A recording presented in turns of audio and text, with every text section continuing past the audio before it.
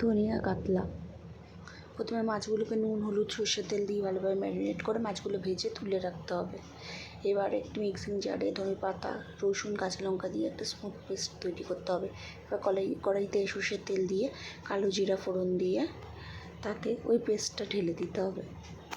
ভালোভাবে কষাতে হবে যাতে ধনে পাতার কাঁচা গন্ধ চলে যায়।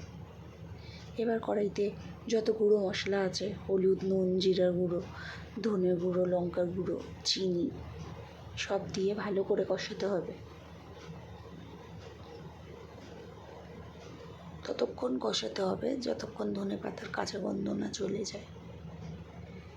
একটু মিষ্টিও দিতে হবে, তাহলে টেস্টের ব্যালেন্সটা ভালো আসবে।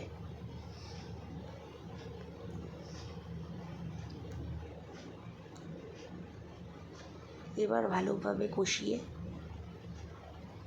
গরম জল দিয়ে দিতে হবে।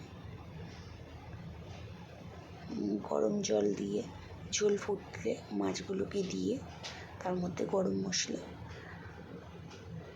দিয়ে